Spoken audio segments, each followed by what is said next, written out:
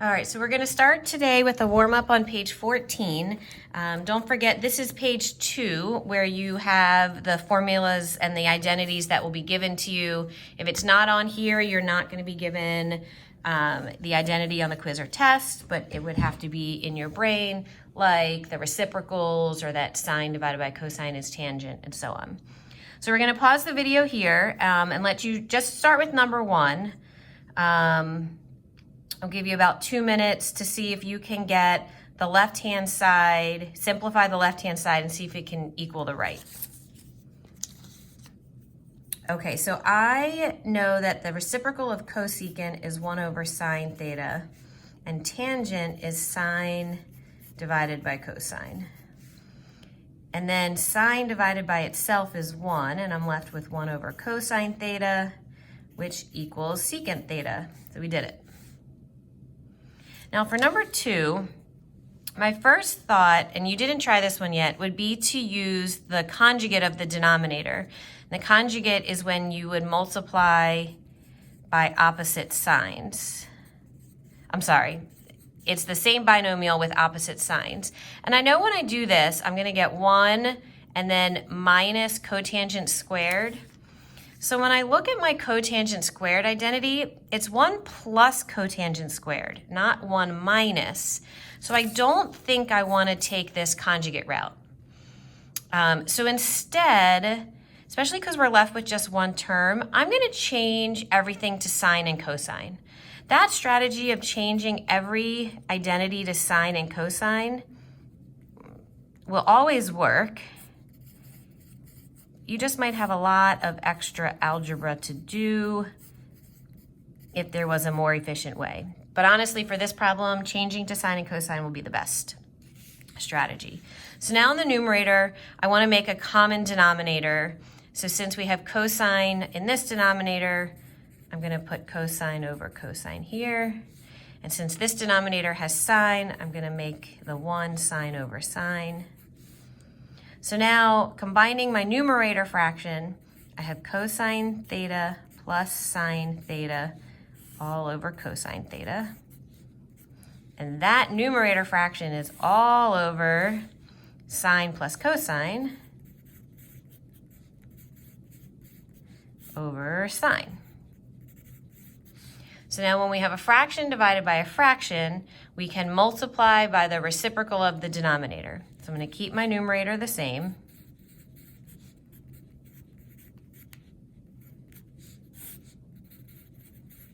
And multiply by the reciprocal of this denominator. So that's sine theta over, sine cosine, sine plus cosine.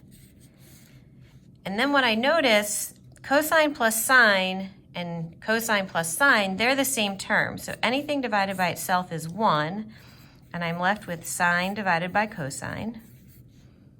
And sine divided by cosine is tangent, and thankfully that's what we had to get. Okay, so page 15 at the top lays out for us some strategies when we are verifying our identities.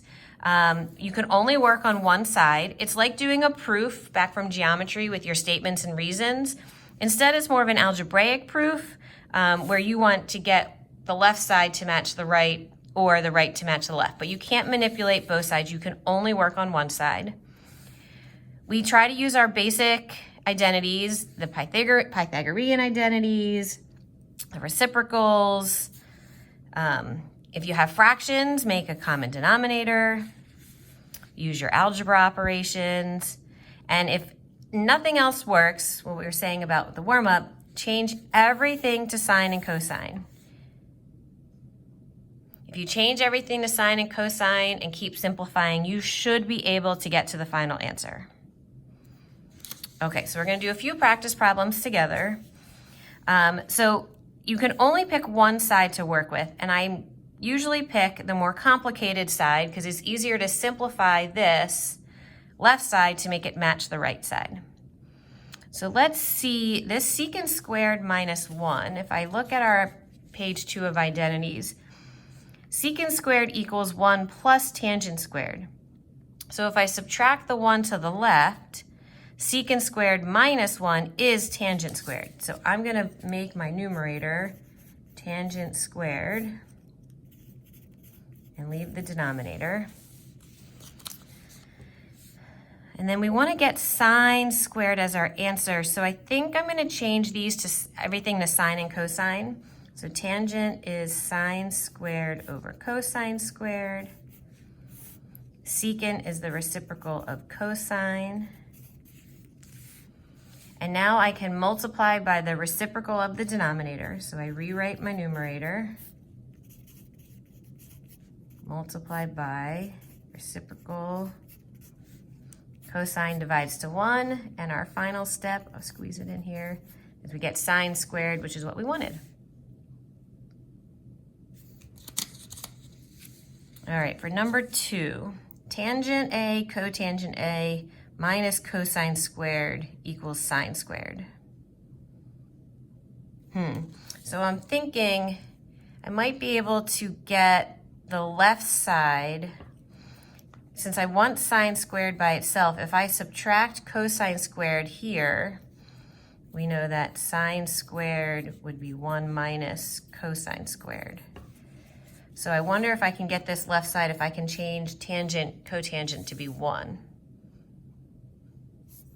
So let's see, I'm gonna rewrite cotangent as 1 over tangent. And that does divide, so I get 1 minus cosine squared A. And if we simplify this Pythagorean identity by subtracting cosine squared to the right, that does equal sine squared. And we did it.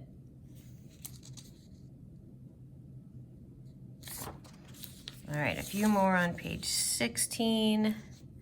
Secant squared over tangent.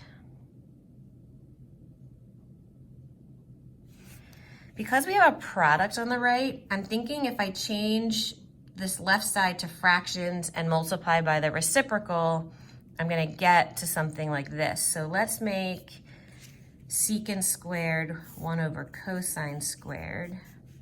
And let's make tangent sine over cosine. Then we're gonna keep the numerator the same.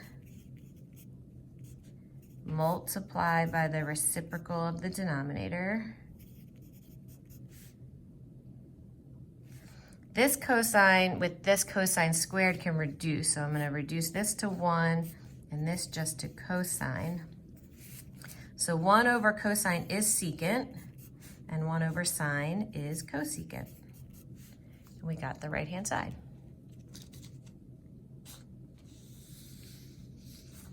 All right, number 4. On the left, we have tangent squared plus 1 and cosine squared minus 1. And we need to equal negative tangent squared. So let's see. My first thought is maybe to multiply everything, but that's gonna get really long. Is tangent squared plus 1, oh, that's one of our identities. So I can change this binomial just to be secant squared. And then we get cosine squared x minus 1. This is 1 minus cosine, which is the opposite of these signs. So I think I'm gonna leave this as it is and multiply by secant squared. So if I distribute that, we get secant squared x, cosine squared x, minus secant squared x. Secant squared is 1 over cosine squared.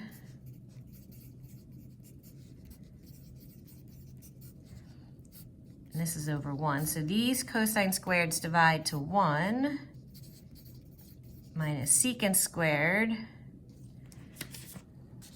So then thinking about our identities again, if I subtract secant squared to the right, let me do that here. So we would get 0 equals 1 plus tangent squared minus secant squared from this identity. But I only want from here 1 minus secant squared. So I'm going to take my tangent squared and subtract that to the left.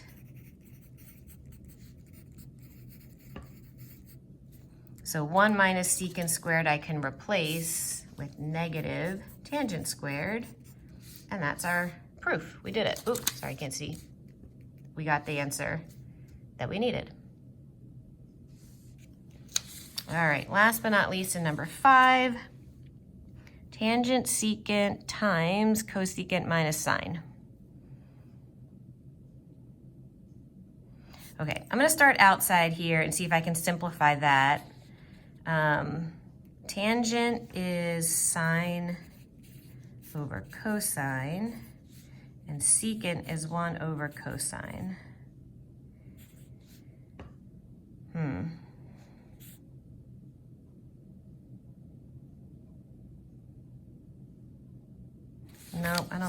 that's just gonna get gross. Let's not do that. Maybe I am gonna multiply. So I'm gonna take these two terms and distribute. So we get tangent, secant, cosecant, minus sine, oh, those are A's. I thought they were alphas. Sine A, tangent A, secant A. All right, now in each term, let's see what I can simplify here. Tangent, I am, I guess, gonna go to sine over cosine. Secant is 1 over cosine. Cosecant is 1 over sine. So these eliminate, and we're left with 1 over cosine squared. Minus, this is sine over cosine. And then secant is 1 over cosine. So that's sine, so nothing really simplifies here, but I can combine, multiply, we get sine squared over cosine squared. Oh, what's nice is now we have a common denominator. Okay, so 1 minus sine squared all over cosine squared. And we know if I subtract sine squared to this side of the Pythagorean identity, this numerator is cosine squared. My homework thing's in the way. All right, so we got cosine squared over cosine squared. And anything divided by itself is 1. Whew, we did it. That's exactly what we needed to equal. So now you're gonna practice. The only way to get good at these proofs is you practice using the identities and you practice the substitutions. So your homework is page 17 and 18. Help each other the rest of class, see if you can get the proofs done.